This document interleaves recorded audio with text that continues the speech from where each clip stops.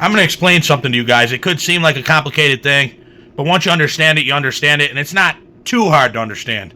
Many of us have been victims of this, and it's a tactic that people who are far, far left, they employ this tactic on anyone who disagrees with them, not just people who lean right. I'm going to show you an example of somebody that uses the tactic that I'm going to describe to you because I want you to be able to identify this thing. Now, what they do is they build a straw man argument or scenario, and I'll put an example on the screen of somebody that does this religiously and relentlessly. They apply these beliefs to you or to people that, have similar beliefs as you.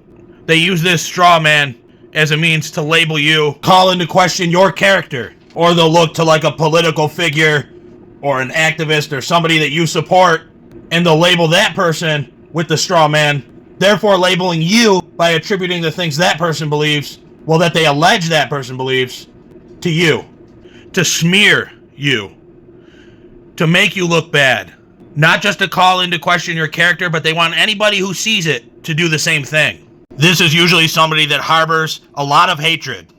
So this is usually somebody that pretends to be of high moral character. So when they do this, they're attempting to put themselves on a moral throne, sitting far above you, looking down at you.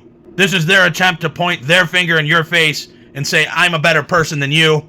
And then their big go-to is calling us fascists, as they use slander and intimidation to try to silence people who would challenge their ideas or lack of ideas in a civil way. But somebody has to stick up for truth. Somebody has to meet these people on the front lines.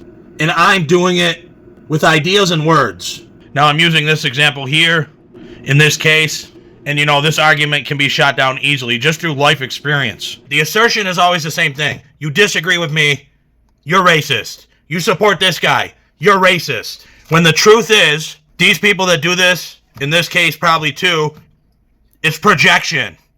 It's a different kind of racism. It's self-hate.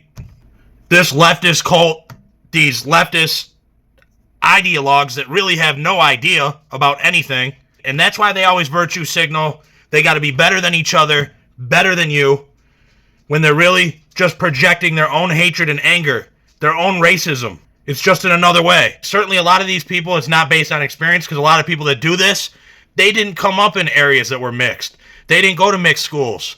They didn't grow up in the neighborhoods that were mixed. So a lot of us that are realists, we know how it really is. We know where a majority of the racism comes from, and we've been victims of it ourselves.